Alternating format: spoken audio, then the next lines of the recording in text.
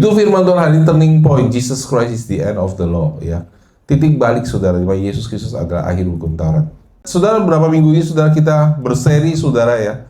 Dan ini sebenarnya saudara, kalau saudara ikut nanti sudah mesti catat saudara bahwa sudah ikut. Karena ini ada kelas bagian dari kelas New Life Anugerah Kebenaran. Ya, karena saya nggak punya waktu mau bikin kelas lagi, saya akan ngajarin di khotbah saudara. Nah, saudara, firman Tuhan yang disampaikan itu sangat-sangat penting. Dasar itu sangat penting saudara. Ada amin saudara. Ya. Saudara harus ngerti bahwa saudara, kalau saudara mau mengerti apa itu terang, saudara harus ngerti bahwa saudara dalam kegelapan sebelum Tuhan. Amin. Saudara, maka di Alkitab itu ada perjanjian lama dan perjanjian baru. Ada hukum lama dan hukum baru. Jadi saudara harus tahu yang lama dulu. Nggak bisa disia-sia gitu. Saudara harus tahu. Kalau sudah tidak mengerti itu, saudara nggak bisa masuk sesuatu yang baru. Amin saudara. Saudara harus tahu kenapa manusia hidup di bawah kutuk. Kalau sudah nggak mengerti itu, saudara juga nggak akan ngerti berkat. Saudara kalau nggak mengerti tentang hukum dan kematian manusia, saudara juga tidak bisa menerima anugerah. Makanya saudara, kita tuh susah bertobat saudara. Dulu ya. Sebelum dipojokin. Ya nggak sih? Saya sih begitu. Sudah begitu nggak? Ya. Amin saudara. Amin. Ya, saya bertobat karena terpojok, karena sulit. Amin saudara. Ya, terpojok saudara, baru kita bisa bertobat, gitu. Karena sifat daging kita itu saudara berusaha membenarkan diri. Sifat daging kita tuh selalu berusaha bilang bahwa kita mampu. Itu kutuk saudara dari pohon pengetahuan baik dan jahat itu. Kutuknya saudara apa? Kamu akan bekerja keras, ya kan? Jadi orang tuh bekerja keras, gitu. Dan melihat itu sebagai, bahkan kadang-kadang orang lihat itu sebagai suatu berkat, padahal itu kutuk saudara. Bekerja keras, banting tulang. Ya. Susah, hasilnya susah didapat gitu saudara, nggak mudah. Padahal awal alam cipta manusia bukan seperti itu. Kemudian manusia berbuat dosa saudara. Kita recap saudara dari apa yang saya sampaikan minggu lalu ya. Kemudian manusia berbuat dosa, kemudian manusia menjauh dari Allah. Dan bahkan dia tidak sadar bahwa dia menjauh dari Allah. Manusia tidak bisa mencari Allah. Kalau saudara, saya sekian tahun sudah saya baca Alkitab, saya makin mengerti, bahwa ternyata dalam semua kejadian dalam hidup saudara manusia, itu Tuhan yang nyari kita. Saya makin ngelihat Alkitab itu bahwa Tuhan yang datang cari manusia. Amin. Ya, Tuhan yang cari Petrus, Tuhan cari murid-muridnya ketika dia bangkit. Murid-muridnya nggak bisa cari Tuhan. Ya.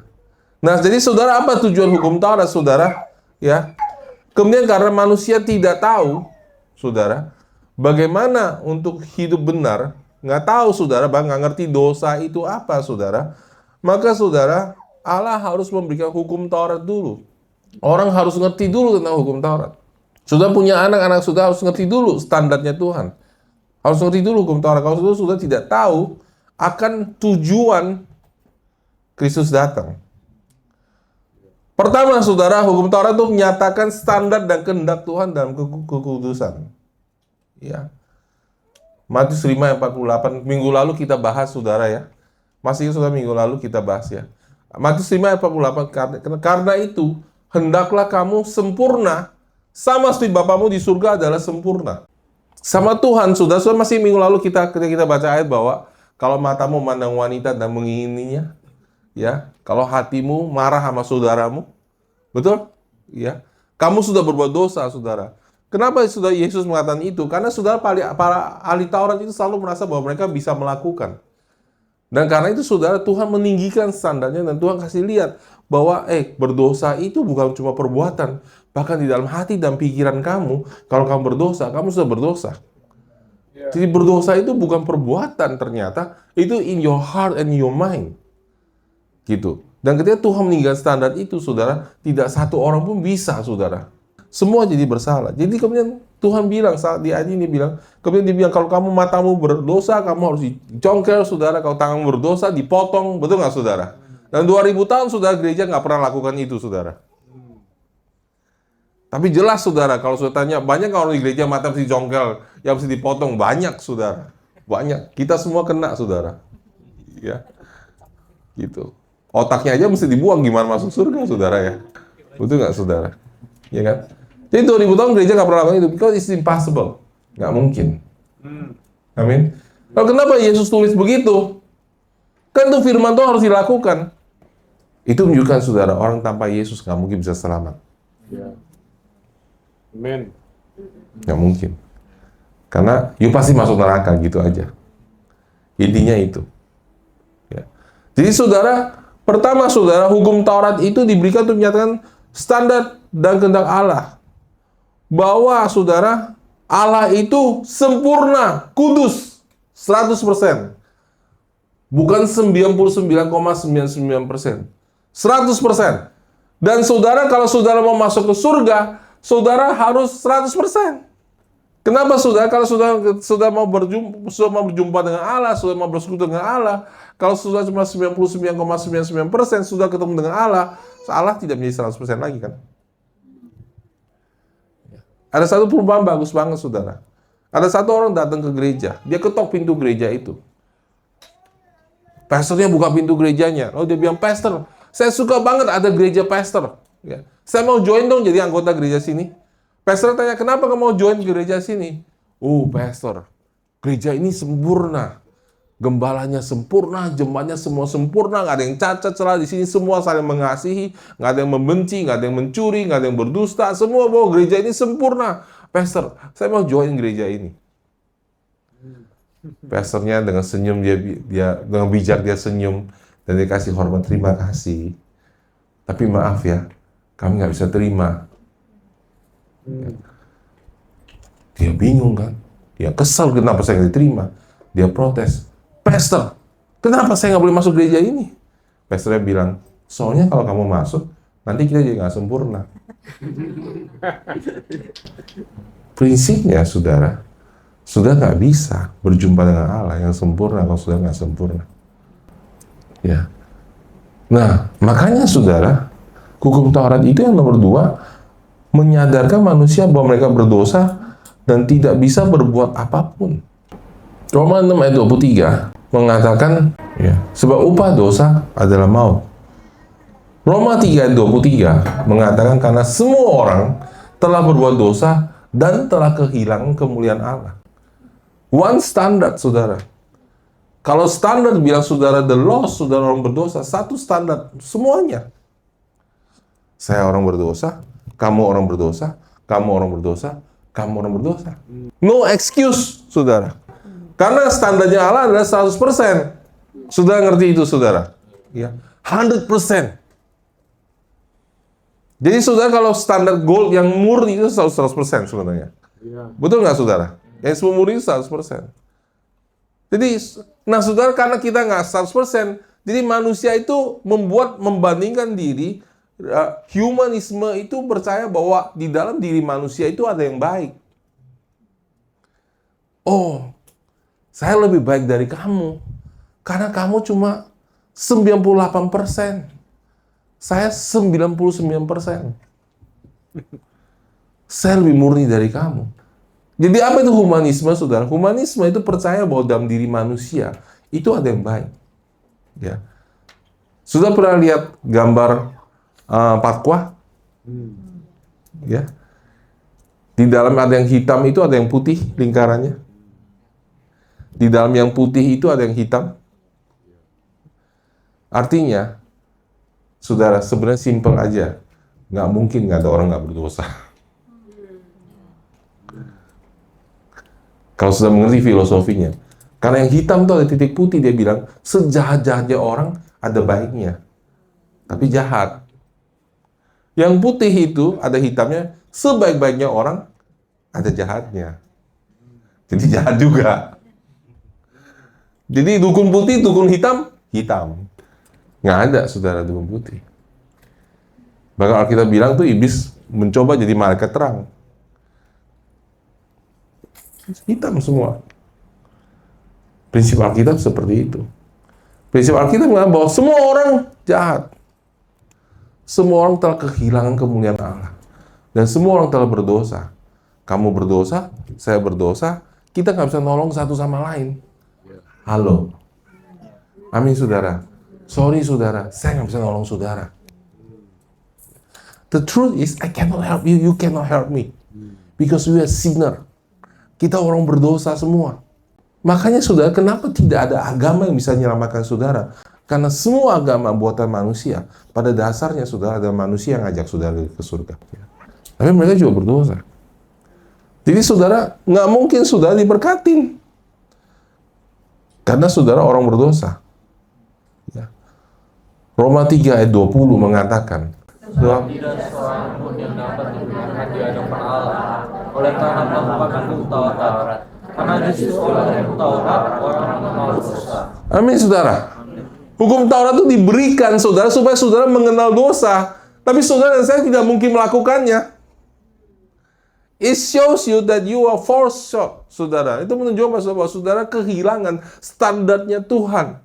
Saudara nggak bisa mencapai standarnya Tuhan. Jadi jangan salah mengerti. Saudara, wah, hukum Taurat itu baik. Memang baik. Tapi nggak bisa buat saya. Halo. Amin. Hukum itu baik. Tapi saya manusia berdosa. Celakalah saya. Roma 7 ayat 14. Sebab kita tahu bahwa hukum Taurat adalah rohani, tetapi aku bersifat daging, terjual di bawah kuasa dosa. Ya, masalah kita tuh daging, saudara. Ya, kita terjual, ini prinsip, saudara. Ya. Saudara harus tahu, saudara ini masih daging. Amin, saudara. Ya, kalau saudara nggak percaya, cubit orang sebelah saudara, dia teriak nggak, saudara? Dia masih daging. So the principle is that, saudara perhatian, ini penting banget, saudara, bahwa saudara tahu kebenaran firman Tuhan. The principle, prinsipnya adalah saudara, selama saudara punya daging, saudara nggak bisa lakukan hukum Taurat. Sebab hukum Taurat rohani, tetapi aku bersifat daging, terjual di bawah kuasa dosa. Ayat 15. Sebab apa yang aku perbuat tidak aku tahu, karena bukan apa yang aku kehendaki aku perbuat, tapi yang aku benci itulah yang aku perbuat. Jadi aku perbuat apa yang aku tidak kehendaki. Aku menyetujui bahwa hukum Taurat itu baik. Kalau demikian bukan aku lagi membuatnya, tapi dosa yang ada di dalam aku. Sebab aku tahu bahwa di dalam aku, yaitu di dalam diri aku sebagai manusia, tidak ada sesuatu yang baik. Sebab kehendak memang ada dalam aku, tapi bukan berbuat yang baik. Apa yang baik? Sebab bukan apa yang aku kehendaki yang aku perbuat, melainkan apa yang aku perbuat, melainkan apa yang tidak aku kehendaki, yaitu yang jahat yang aku perbuat. Sebab jika aku berbuat apa yang tidak aku kehendaki, maka bukan aku yang membuatnya, melainkan dosa yang tinggal di dalam aku. Saudara, dilemanya manusia, saudara. That's why, saudara melihat banyak orang, dia bisa mengajarkan, dia nggak bisa lakukan. Ya, kalau saudara punya orang tua, saudara sebagai anak, saudara kan bilang, wah, papa mama saya ajarin saya. Mereka bisa ngomong doang, mereka juga begitu. Karena saudara sebagai manusia, kita punya pengetahuan tentang apa yang baik, tapi kita nggak punya kemampuan untuk melakukan yang baik. Jadi saudara, kita tuh orang tua seringkali didik anak tuh kasih tahu alinya kamu yang baik harus kamu ini, nggak bisa, saudara. Ya, saya suka, saudara kalau sudah lihat Instagram ya, kesaksiannya anaknya Pak Asun, saudara ya, baru keluarin, saudara ya. Oh, luar biasa sekali, saudara. Dia cerita ya, papanya dari dulu kasih YouTube rohani, kasih lihat. Khotbah, makin denger anaknya makin benci gereja. Makin jauh dari gereja, saudara. Karena nggak bisa. Saudara kalau dikasih tahu, kamu mesti begini gitu, saudara kalau nggak bisa, saudara udah tahu, kamu berdosa ya. Terus dia tahu dia berdosa, terus saudara kasih tahu terus kamu berdosa ya. Lama-lama sebel nggak, saudara? Sebel. Udah saya ke dunia aja cari orang berdosa juga deh. Karena orang berdosa sama orang berdosa sama-sama mengerti gitu. Ya kan? Oh nggak apa-apa, saya juga berdosa, kamu berdosa ya. Saya juga berdosa, saya juga nggak bisa keluar dari dosa. Wah, mendingan kamu orang di luar gereja. Orang di luar gereja lebih ngerti saya. Salah, saudara. Mereka nggak punya kunci. Amin, saudara. Ya. Jadi lebih seneng gitu, saudara. Wah, sama-sama berdosa, saudara ya. Tapi saudara, ketika anaknya Asun mengalami Yesus, dia berubah, saudara. Malah dia sekarang balik ajak papanya ke gereja. Betul, Pak ya? Betul, Pak ya? Malah ajak orang tua ke gereja. Saudara nonton deh. Luar biasa. Jadi nggak mungkin, saudara, kita lakukan. Amin? Amin, saudara. Ya. Galatia 3 ayat 10-11 mengatakan, karena semua orang yang hidup dari pekerjaan hukum Taurat berada di bawah kutuk. Wah, ini lebih keras lagi ngomongannya, saudara ya. Jadi semua orang masih percaya hukum Taurat itu di bawah kutuk, dia bilang ini. Sebab ada tertulis, terkutuklah orang yang tidak setia melakukan segala sesuatu yang tertulis dalam kitab hukum Taurat, saudara. Dan tidak ada orang yang dibenarkan di hadapan Allah karena hukum Taurat adalah jelas. Karena orang benar hidup oleh karena iman. Amin, saudara. Ya. For as many as are of the works of the law are under the curse, for it's written, cursed is everyone that continue not. Yang tidak terus menerus. In all things. Dan semua written in the book of the law to do them. Jadi saudara mau dibenarkan hukum Taurat? Boleh. Syaratnya nggak boleh satu pun gagal dan harus continue. If you fail once, you fail for all. Kalau sudah gagal satu kali, sudah gagal semuanya. Jadi nggak mungkin saudara orang dibenarkan hukum Taurat.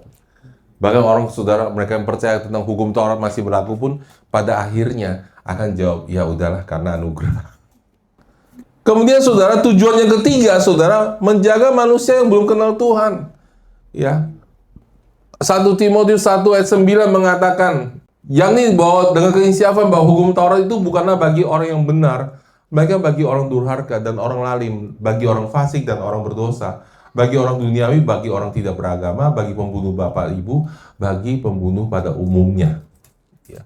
Jadi saudara, hukum Taurat itu perlu saudara untuk untuk mengatur kehidupan sosial, moral, dan tatanan masyarakat. Karena saudara, masyarakat itu masih berbuat dosa. Karena masyarakat kita penuh dengan orang berdosa. Ngerti saudara? Amin saudara.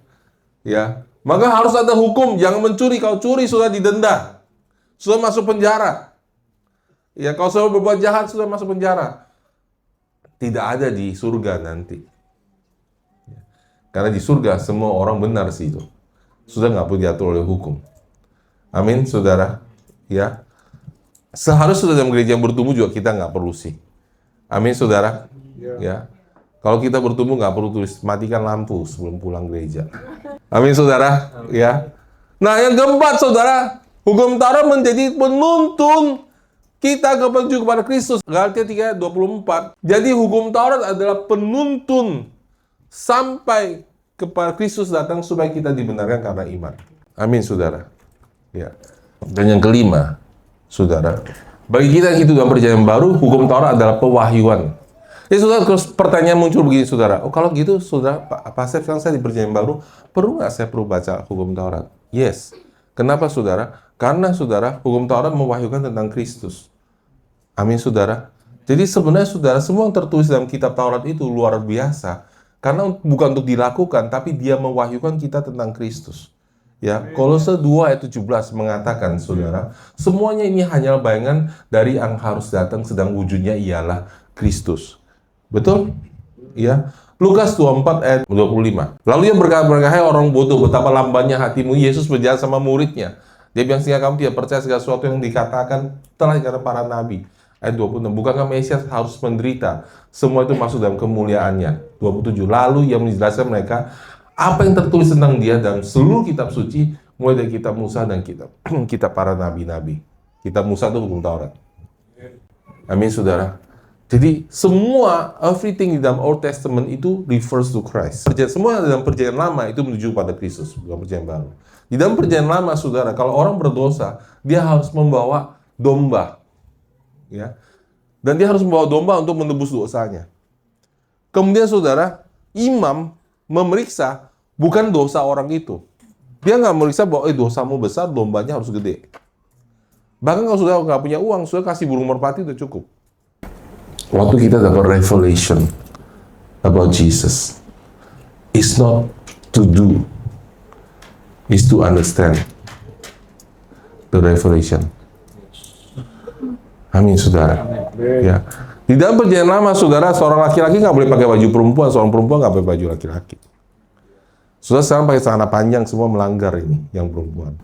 Karena itu menunjukkan bahwa itu adalah bayangan bahwa saudara wanita tidak boleh punya spirit seperti pria. Dan sebaliknya. Di dalam hukum Taurat, saudara nggak boleh menabur benih dengan dua macam. Satu ladang. Saudara pakai baju ini nggak boleh campuran bahannya. Harus satu macam, polyester, cotton 100%. Nggak boleh campur apa, ada kulitnya di sini, saudara. Ya. Sudah melanggar tuh. Artinya saudara cuma boleh percaya satu, anugerah atau hukum Taurat yang dicampur. Saudara nggak boleh macam dua macam benih. Mati nanti saudara. Rohani saudara akan mati. Ketika saudara campur pengajarannya antara hukum Taurat dibenarkan hukum Taurat dan dibenarkan karena Kristus. Galatia 3:24 mengatakan bahwa jadi hukum Taurat adalah penuntun kita sampai Kristus datang supaya kita dibenarkan karena iman. Beberapa dari saudara adalah Kristen sebelum kenal Tuhan Yesus. Saudara punya agama Kristen. Beberapa saudara bukan beragama Kristen sebelum kenal Yesus. Tapi saudara, sekarang saudara tidak agama Kristen, saudara punya hukum di dalam diri saudara. Ketika saudara berbuat salah, saudara tahu itu salah. Ketika saudara berbuat dosa, saudara tahu itu dosa, maka saudara sembunyiin. Saudara kasih lihat saudara. Jadi saudara, semua saudara kita terkurung di bawah hukum Taurat Tuhan. And then our life was a mess. Hidup kita itu berantakan. Semua pilihan kita jadi salah. Di dalam taman itu, saudara, di dalam taman Eden, itu, saudara, semua pohon yang kamu lihat boleh kamu makan. Kecuali satu pohon, pohon pengetahuan baik dan jahat. If you make one wrong choice, semua pohon ini tidak berlaku lagi buat saudara. Everything you do after you eat the tree of good and evil cannot help you. Has no more value. Ya. Semua yang saudara lakukan setelah saudara makan pohon pengetahuan baik dan jahat, sudah jadi mati. Jadi nggak ada artinya lagi. Saudara mengerti nggak ini? You just need to eat one tree, one bite to die. Kamu hanya perlu makan satu kali, satu gigitan, saudara mati. Setelah itu, saudara, manusia itu hidupnya kacau, saudara. Dalam kegelapan. Semua tinggal dalam kegelapan. Semua pilihan kita jadi salah. Semua keputusan kita jadi salah. Everything in our life was a mess. Semua dalam hidup kita itu berantakan, saudara. Semua kita itu salah. 在你最黑暗的地方，突然间发现一个光。Dalam tempat yang paling gelap itu, muncul sebuah cahaya. It's not the law. It's not a new law. Itu bukan hukum yang baru. Ini adalah, yang muncul adalah seseorang. It's a person. Bukan hukum yang baru. Di dalam kegelapan kita, di dalam ketidakberdayaan kita, di dalam hidup kita yang terpojok dan kita nggak tahu mau ngapain lagi, muncul satu orang yang bilang, mau nggak kamu pilih saya? It's not what you do. It's a person. Hukum Taurat diberikan karena Musa. Bible is very clear, saudara. Alkitab ngomong sangat jelas. Hukum Taurat diberikan oleh Musa.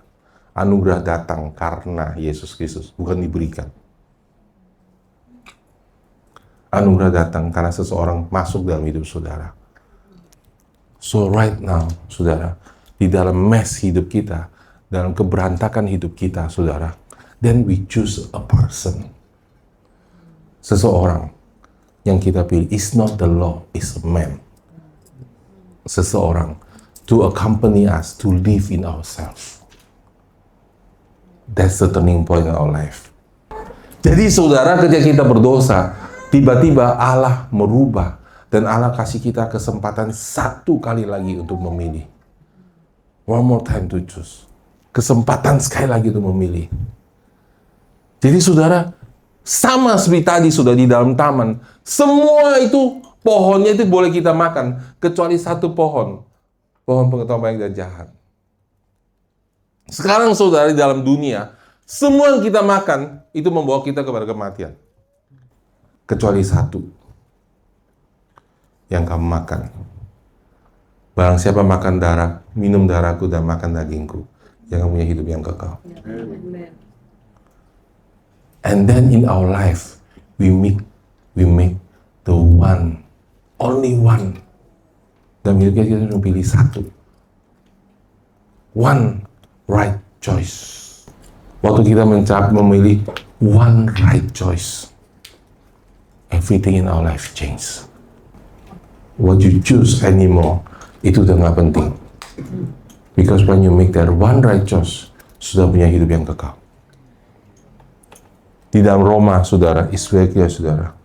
Roma 5 ayat 15. Tetapi kasih karunia Allah tidaklah sama dengan pelanggaran Adam, sebab jika karena pelanggaran satu orang, semua orang telah jatuh dalam kuasa maut. Amin, saudara. Karena satu orang yang bikin salah, ini dia, saudara, ini prinsipnya, saudara. Karena satu orang yang bikin salah, semua orang jadi salah. Semua kita lahir dalam dosa, lahir dalam kesalahan. Maka, saudara, semua telah jatuh dalam kuasa maut. Jauh lebih besar kasih karunia Allah dan karunia dilimpahkan atas semua orang karena satu orang, yaitu Yesus Kristus. Artinya, saudara, ketika saudara punya Yesus Kristus dalam hidup saudara, kuasa Yesus itu lebih besar daripada kuasa ketika Adam makan buah pengetahuan baik dan jahat. Karena ketika Adam makan buah pengetahuan baik dan jahat itu, semua perbuatan baiknya menjadi tidak berarti dan tidak berguna lagi. Finish gitu aja. Tetapi saudara, karena satu orang, yaitu Yesus Kristus, saudara, ketika saudara menerima dia, ayat ke-16, dan kasih kami dia berimbang dengan dosa, satu orang. Sebab penghakiman atas satu pelanggaran mengakibat penghukuman. Satu aja bikin kesalahan saudara akan mati. Tapi penganugerahan kasih karunia atas banyak pelanggaran mengakibatkan pembenaran. Ada amin, saudara. Once you accept Jesus, everything in your life becomes right. Hati saudara jadi benar. Saudara kalau terima Yesus pertama kali, saudara merasa nggak sih, kalau saudara mau bikin dosa kayak ada yang nyetopin gitu. Nggak ada law, nggak ada hukum. Nggak ada yang kasih lihat. Saudara pengen ke gereja gitu, saudara pengen berdoa, saudara baca Alkitab. Karena Yesus datang merubah hidup saudara. Amin, saudara. Dia bukan memberikan hukum yang baru, tapi dia merubah hati saudara. Dia merubah hati saudara. Karena masalah dalam hati saudara. Ketika saudara memilih satu yang benar sekarang, everything in your life becomes right. Nggak perlu lihat ramalan nasib lagi, saudara. Halo? Amin. Ada amin, saudara. Nggak perlu lihat ke dukun lagi, saudara. Saudara nggak perlu tanya sama bintang di langit, saudara ya. Nasib saya gimana ya? Oh, saya Scorpio, kamu apa? Kamu Gemini ya, kita cocok nggak ya? Saudara nggak perlu nanya itu lagi, saudara. Because, saudara, halo, saudara, dengar baik-baik. Saudara nggak perlu lihat feng shui lagi. Amin, saudara. Kenapa feng shui menentukan hidup kamu? Kamu juga nggak perlu lihat kalender orang Israel. Halo? Has nothing to do with you. Kita bukan bangsa Israel, saudara. Halo? Amin, saudara. Kita orang-orang Gentiles, kita orang kafir, kita orang tidak bersunat. Kita itu diselamatkan karena kasih karunia. Bukan karena hukum Taurat. Kita diselamatkan karena kita percaya Yesus. Bukan karena ikuti kalender mereka. Bukan karena ikuti hari-hari di dunia ini. You are blessed because Christ is in you, the hope of the glory. Now your life is changed. Because one decision. Everything changed. Ya. Ayat ke-17 mengatakan, sebab jika oleh karena dosa satu orang, cukup satu yang lakukan, maut telah berkuasa oleh satu orang itu, maka lebih benar lagi, kita yang telah menerima kelimpahan kasih karunia dan anugerah kebenaran akan hidup dan berkuasa, because one man, Jesus Christ. Oleh karena satu orang, Yesus Kristus, because he has done what is right. Amin, saudara. Hukum Taurat menuntut kita kepada Kristus. But when Christ come, everything changes in our life. 2 Korintus 5 ayat 17 mengatakan, barang siapa dalam Kristus, ia adalah ciptaan yang baru. Ya, yang lama sudah berlalu, yang baru telah tiba. Amin. Saudara-saudara yang kekasih dalam Tuhan, saya berdoa, saudara, supaya ayat ini sudah kita bisa mengerti. Bahasa Inggrisnya lebih bagus, saudara. Therefore, if anyone is in Christ, he is a new creation. The old passed away. Behold, the new has come. Jadi, saudara, pada hari ke-6, Allah berhenti bekerja. Allah berhenti menciptakan. And then, in New Testament, dia ciptakan satu kali lagi. Ciptaan yang tidak ada sebelumnya. New creation in Christ. Halo. Amin. Amin, saudara. Amin. Kalau sudah ngerti, sudah menyanyinya kan loncat sendiri, suka menari, suka cita, because you know God promised to answer your prayer. Amin, saudara. Tuhan janji Tuhan akan menjawab setiap doa dan permintaan saudara. Saudara adalah anak. Saudara sekarang ada the righteousness of God. Saudara adalah orang benar. Bukan karena sudah berbuat sesuatu, karena Yesus telah berbayar buat saudara. Roma 8, saudara. Ayat 3 dan 4. Kita baca bersama. 2, 3. Sebab apa yang tidak mungkin dilakukan hukum Taurat, karena tidak berdaya oleh daging, telah dilakukan oleh Allah, dengan cara mengutus anaknya sendiri dalam daging, yang serupa dengan daging yang dikuasai dosa. Karena dosa, ia telah menjatuhkan hukuman atas dosa di dalam daging, kepada Yesus Kristus kan, saudara? Supaya, kita baca bersama, 2, 3. Supaya tuntutan hukum Taurat digenapi dalam kita. Bagaimana supaya doa sudah dijawab? Karena saudara orang benar. Amin. Karena grace of God. Christ is the end of the law. Sudah nggak perlu berusaha berbuat benar. Sudah perlu percaya sama Dia. Sudah percaya sama Dia. Amin, saudara. Dengar baik-baik, saudara. Kita semua bikin banyak kesalahan dalam hidup kita. Kita banyak keputusan yang salah dalam hidup kita. Everyone. But when you believe in Jesus, He changed everything. Amin. Ini sebab Yesus datang untuk merubah hidup kita. Masa lalu kita nggak bisa kembali, saudara. Tapi Kristus bisa menebusnya. Kristus bisa merubah masa depan kita. Amin, saudara.